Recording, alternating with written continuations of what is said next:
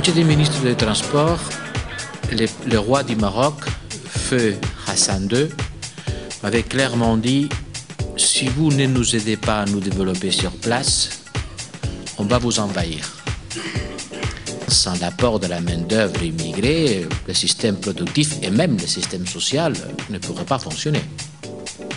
Il y a plus de médecins malawiens qui travaillent à Manchester, dans les hôpitaux anglais à Manchester, que dans tout Malawi. Nous avons des Africains qui essaient d'arriver aux Canaries, mais par l'Égypte, c'est les Chinois qui essaient d'arriver en Grèce. Il n'y aurait pas d'immigrants illégaux s'il n'y avait pas une offre de travail illégale. Une politique de migration est une politique qui n'est pas basée sur la raison, mais basée sur la passion. Une politique de migration, vous l'avez vu, c'est le Black Bloc, c'est l'extrême droite qui en parle, qu'on a montré. Une politique de migration, c'est une politique qui est basée non pas sur la transparence, mais sur le secret.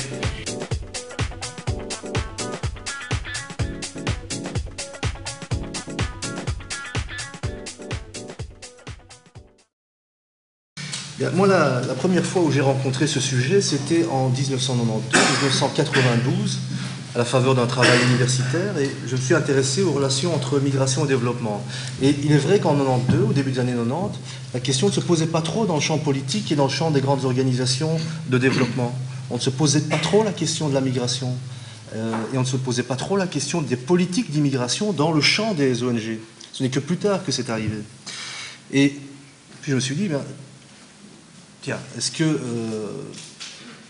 il y a d'autres exemples où on a pu lier ces deux thématiques? Et puis je suis remonté un peu plus haut, et puis en analysant les discours qui étaient produits à l'époque de l'immigration, de la forte immigration vers la Belgique, la période d'immigration industrielle de masse, c'est-à-dire l'immigration contingentée, avant 1974, puisque, comme l'orateur précédent l'a rappelé, on a cessé l'immigration en 1974, mais on ne l'a pas cessé dans les faits, on l'a cessé virtuellement. On a cessé l'immigration contingentée.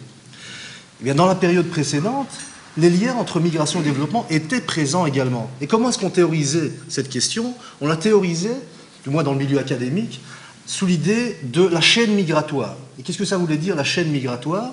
Ça voulait dire que les pays qui avaient à ce moment un besoin très fort de main-d'œuvre partaient recruter dans des pays pourvoyeurs de main-d'œuvre en leur expliquant que cette main-d'œuvre allait être formée dans des industries avancées et pouvoir rentrer à un moment donné, à nouveau la question de la circularité, qu'on a évoquée, et augmenter le capital humain des sociétés de départ, ce qui était au bout du compte profitable pour tout le monde. C'est ce qu'on a expliqué dans les années 60. Au bout du compte, on sait qu'un grand nombre, et la majorité des gens qui sont venus, sont restés. Donc ça, c'est un fait qui est établi. Mais si on veut encore remonter plus loin, en remontant encore plus loin, moi je me suis un peu intéressé à l'histoire des migrations dans un pays qui est le terrain sur lequel j'essaie de travailler le plus, c'est le Maroc. Et en regardant plus loin, quand on regarde sous la période coloniale au Maroc, à partir des débuts de la présence française en 1912, eh bien on voit qu'à nouveau, les liens entre migration et développement sont évidents. On voit par exemple le patronat colonial s'opposer fortement à la migration parce que ça conduit à perte de main-d'œuvre sur le marché local, une augmentation du prix de la main-d'œuvre, donc à des difficultés d'exploitation coloniale. On voit aussi qu'un résident général, un des représentants de l'administration française au Maroc, dit à un moment donné quelque chose d'assez intéressant parce que ça va être par la suite les bases mêmes de la politique marocaine vis-à-vis de l'émigration.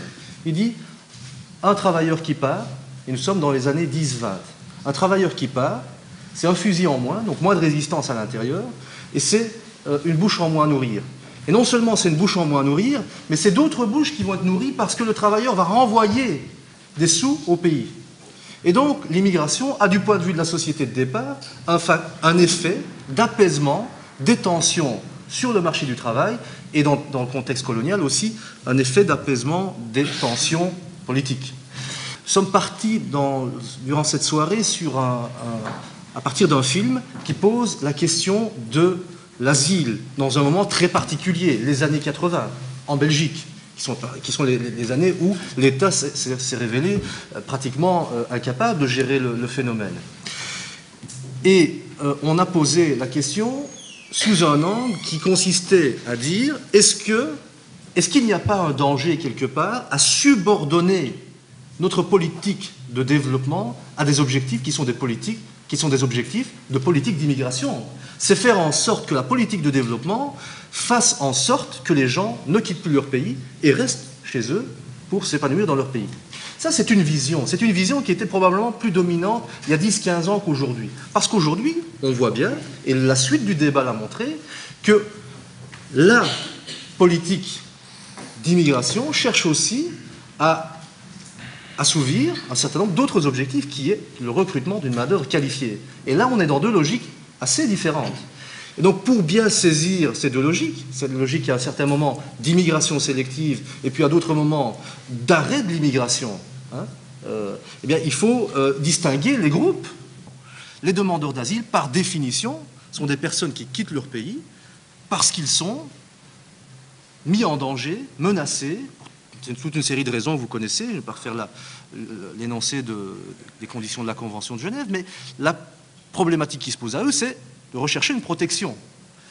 La question pour le réfugié iranien qu'on voit là-bas de participer ou de contribuer au développement de l'Iran ne se pose même pas, puisque en Iran, il est par définition une personne en danger. Donc, il faut pouvoir élargir un petit peu la question à d'autres profils, à d'autres situations, pour pouvoir tirer tous les enseignements qu'on peut tirer des liens qui existent entre migration et développement. Et il faut aussi dire que peut-être les liens entre migration et développement, qui soient des liens qui ne se situent pas dans une politique défensive de l'immigration, mais dans une politique qui essaie de raisonner sur la réalité que nous vivons aujourd'hui. La réalité que nous vivons aujourd'hui, c'est que nous sommes des sociétés où une grande partie de nos populations, et particulièrement dans les villes, est composée de gens d'horizons très différents, qui sont venus par différents canaux. Et par exemple, on a de grandes communautés dans ce pays, mais également dans les pays voisins, qui sont des descendants de travailleurs immigrés, ou des travailleurs immigrés eux-mêmes, et qui ont des liens particuliers avec un autre pays. Et ceci est une réalité qui a été vraie de tout temps. Les migrants cherchent toujours, plus ou moins, garder une forme de contact quand ils le peuvent, quand ils ne sont pas menacés dans leur pays de départ, à garder des contacts avec la société de départ. Il reste toujours des formes d'échange qui se maintiennent. Et c'est à partir de là, je crois qu'il faut poser la relation entre migration et développement dans un sens qui puisse être une façon de capitaliser des atouts des pays en voie de développement dans le monde dans lequel nous vivons aujourd'hui. Alors, si on regarde à présent quels sont les grands axes qui structurent les liens entre pays de départ, pays d'arrivée, et quels sont les mécanismes qu'on peut essayer d'activer pour favoriser des dynamiques de développement, eh bien, le premier mécanisme qui vient à l'esprit, c'est la question des transferts qui sont envoyés, les transferts d'épargne qui sont envoyés depuis les pays d'immigration vers les pays de départ. Et là, il y a une réflexion qui est fondamentale pour tous ceux qui s'intéressent aux questions de développement aujourd'hui, c'est de savoir comment aujourd'hui faire pour valoriser ces transferts d'épargne. Les transferts d'épargne des migrants constituent des volumes considérables. On dit aujourd'hui que les volumes de transferts sont plus importants que l'aide publique au développement, qui est l'aide consacrée par les États dans leur politique de développement. Mais ce sont des flux financiers d'une nature un peu particulière.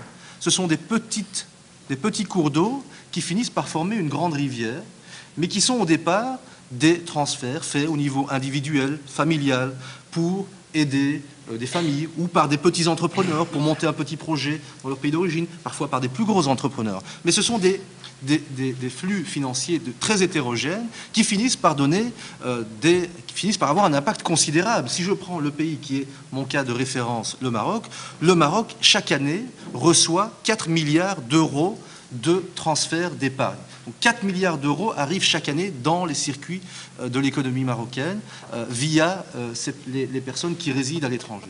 Et quand on regarde ce qu'on fait de cette manne financière très importante, et on constate que l'essentiel de l'utilisation de ces transferts est affecté à de la consommation et pas de l'investissement qui puisse être productif et générer un effet d'entraînement pour l'économie.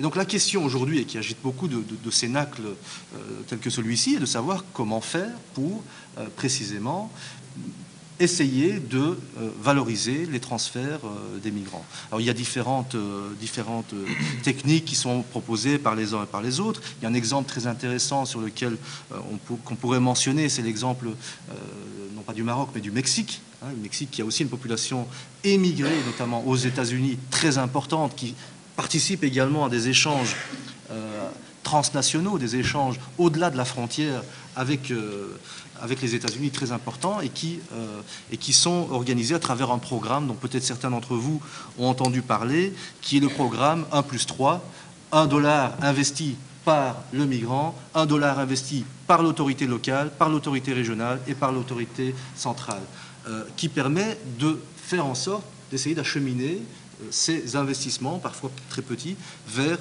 des investissements de type productif qui puissent valoriser le développement et entraîner une dynamique productive. Voilà, me semble-t-il, une autre façon de voir le problème. Mais vous vous intéressez à l'Europe, et donc je ferai une dernière remarque par rapport à cela. La politique européenne n'a pas de mécanisme très développé ou très structuré pour accompagner ce type de processus, qui sont souvent des processus qui se passent en marge de la volonté des États, qui se passent par la simple volonté de groupes, d'associations, d'individus. Par contre, il y a une relation qu'il faut pouvoir établir, aussi si on parle de développement et de migration, c'est la question des relations extérieures que nous, l'Europe, avec les pays du Sud, que ce soit ce qu'on appelait les pays ACP ou pour le cas qui m'intéresse, la politique méditerranéenne de l'Union européenne. Et je voudrais signaler juste une petite réflexion qui n'est pas une réflexion nouvelle. Lorsqu'on va vers notre environnement méditerranéen, avec la politique de Barcelone, qui est une politique qui vise à inviter l'ensemble des pays du pourtour méditerranéen à s'engager dans la création d'un marché libre à l'horizon 2010. Lorsqu'on va dans cette direction-là, une politique de libéralisation des échanges, eh bien, à quoi peut-on s'attendre? On peut s'attendre à ce qu'une partie des économies des pays partenaires de ce projet ne puisse supporter la concurrence des entreprises qui viendront s'installer sur ces marchés. Et donc on risque de voir une partie de l'économie de ces pays subir le choc de cette libéralisation, provoquant par la même occasion des effets en termes migratoires. Et ça, il faut bien s'en rendre compte. Et lorsqu'on évoque cette question avec les gens qui raisonnent sur la politique des relations extérieures à la Commission, ils nous disent « oui, mais il faut pouvoir payer maintenant pour gagner demain. Hein » Donc il faut pouvoir accepter qu'une partie de votre économie soit demain à genoux parce qu'ils ne pourront pas supporter la libéralisation, et accepter que les conséquences sociales énormes et dramatiques qui risquent d'accompagner ce processus, pour demain espérer que grâce à la libéralisation, on puisse remettre sur pied des économies compétitives. C'est un pari qui me semble très risqué et qui menace profondément les autres initiatives qui peuvent être prises en matière de développement. Je m'arrête là. Voilà quelques réflexions que je voulais faire.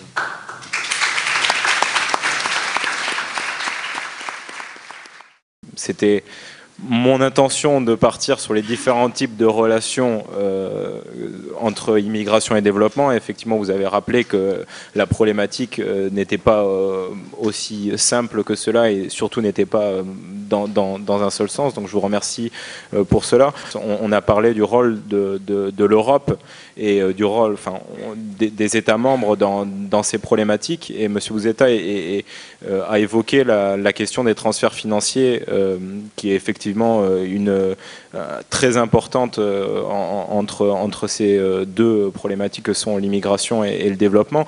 Je crois savoir que, et au niveau européen et au niveau des États membres, il y a des initiatives en la matière. Peut-être que vous pouvez reprendre la parole assez rapidement et on passera ensuite à une séance de questions plus longue à la salle.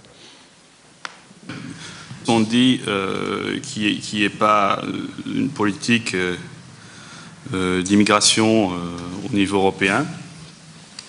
Il existe, il s'appelle Approche globale, et il a été adopté en décembre 2005 par le Conseil européen. Il couvre tous les aspects de la migration et justement, une des grandes changements de discours qu'on a vu au cours des dernières années, c'est le changement du discours de l'immigration zéro et de la lutte contre l'immigration clandestine vers une approche au niveau européen beaucoup plus équilibrée. On travaille actuellement avec, comme vous avez dit, avec plusieurs États membres pour, essayer de rendre moins coûteux ces transferts, parce que il faut vraiment augmenter la compétitivité au sein de ce secteur. Deux, pour renforcer le secteur financier, les secteurs bancaires dans les pays en développement. Et trois, en renforçant le microcrédit, justement pour essayer de faciliter l'investissement. Voilà, je m'arrêterai là. On est tous à peu près, j'imagine, au courant des subsides aux produits agricoles que l'Union européenne investit chaque année, et que ces produits agricoles entrent sur les marchés des pays en voie de développement et écrasent toute la concurrence. Ils sont à des prix tellement bas, non pas parce qu'ils sont vraiment moins chers et qu'on a des capacités techniques plus en avance, mais parce qu'on investit tellement d'argent que les producteurs peuvent se permettre de les rabaisser. Il y a des pays, il y a plus de 100 000, plusieurs centaines de millions de personnes qui vivent avec moins d'1 euro par jour ou d'1 $ par jour. Nous, dans les subsides agricoles, on investit 2 € pour chaque vache. Cela explique comment on peut écraser toute concurrence derrière. Et donc la caricature n'est pas tellement inexacte. Et sachant aussi que le budget le plus important de l'Union européenne, c'est celui de la PAC. Donc ce n'est pas tout à fait inexact, et c'est une chose à laquelle on doit travailler. Et on parle aussi, l'OMC, la Banque mondiale et le FMI, durant les projets d'ajustement structurel, dans les années 90, ils ont parlé d'une libéralisation, d'un libre-échange, d'un libre commerce, d'un libre tout. Mais on ne peut pas parler d'un libre-échange à deux vitesses, c'est-à-dire nous, vous ouvrez toutes vos frontières, vous laissez tout, et nous, de l'autre côté, on investit tout ce qu'on peut, et on a un budget énormissime que le PNB réuni de toute l'Afrique ne peut pas tenir. J'aurais voulu savoir ce que vous pensiez sur le projet de l'Union européenne de faire des centres qui traiteraient donc les demandes d'asile hors Union européenne. C'est évident que la solution d'externaliser les demandes d'asile et de les faire traiter à l'extérieur, on parle notamment des pays de transit, de dire qu'on va contenir tous les demandeurs potentiels, les trier sur le volet, par exemple si on les prend sur le large, de pouvoir les ramener plutôt sur les côtes nord-africaines et traiter dans ces pays-là, pose une série de garanties quant à la procédure vis-à-vis de laquelle leur demande pourrait être traitée, la capacité de ces pays-là eux-mêmes à traiter un tel afflux de demandes, et qui pour nous ne répond pas du tout à l'obligation qui vient de l'accord international de chaque État de pouvoir traiter les demandes de ces personnes-là, qui étaient en route vers l'Europe. Et donc, effectivement, là, il y a un processus d'externalisation qu'on fait également pour d'autres types de politiques. On le fait aussi pour la gestion des flux migratoires, avec de la coopération. Et d'ailleurs, les budgets sont un petit peu à préciser vis-à-vis de Frontex. Je ne suis pas sûre qu'ils sont tous portés par Frontex, mais dans la formation du personnel policier et militaire aux abords des côtes, etc. Donc c'est vraiment typiquement des manières d'externaliser la gestion du problème en dehors des frontières européennes, qui est contradictoire avec une obligation internationale que les États ont. Quant au centre des réfugiés, vous savez qu'il y avait un projet pilote en Tanzanie, mais permettez-moi aussi de dire mon opinion personnelle. Je ne crois pas que ce soit une bonne idée, parce que ce n'est pas en règle avec toute une série de conventions, deux, parce que c'est inefficace. Donc, je crois aussi que c'est la ligne que la Commission va prendre de plus en plus. Mais si vous permettez, je voudrais juste revenir sur la question commerciale et tout ça. Il faut quand même pas mélanger tout. Au niveau commercial, il faut savoir que, les pays d'Afrique subsaharienne, des Caraïbes, des Pacifiques ont un accès illimité au marché communautaire. Ça s'appelle le programme tout sauf les armes. 2, qu'il n'y a pas d'ouverture complète de leur marché sur le marché européen. On verra une fois que les accords de partenariat économique sont mis en œuvre dans une dizaine d'années. 3, il y a ce qu'on appelle un phasing out des subventions à l'exportation agricole. Donc je ne crois pas qu'il faut tout mélanger et à chaque fois dire que tout est de notre faute, on est guilty et faire de l'autoflagellation. Je crois qu'il faut être nuancé dans ce débat aussi, dans le débat commercial. Bon, mais je crois qu'on va effectivement clore ce débat. Donc comme on a pu le voir, ce sont deux problématiques qui sont de plus en plus liées. Tous les intervenants l'ont rappelé, mais c'est aussi des rapports qui sont non seulement dangereux, ce sont des liaisons qui sont dangereuses, mais qui sont également très complexes. Monsieur Buzeta a essayé un peu de baliser le débat en rappelant les différents rapports qui liaient les deux politiques. On a vu effectivement des opinions assez différenciées, assez opposées, notamment sur le rôle de l'Union européenne. Donc je crois que la conclusion de M.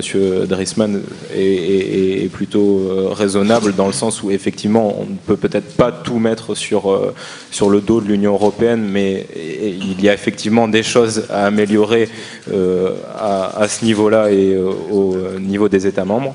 Donc je vais remercier tous les intervenants pour cette conférence débat, et donc je vous invite à suivre et à poursuivre le débat sur les euros du village, parce qu'on a publié un certain nombre d'articles sur ces questions-là. Donc il y a toujours notre espace réaction. Merci à tous, et aussi merci à la Fondation Roi Baudouin.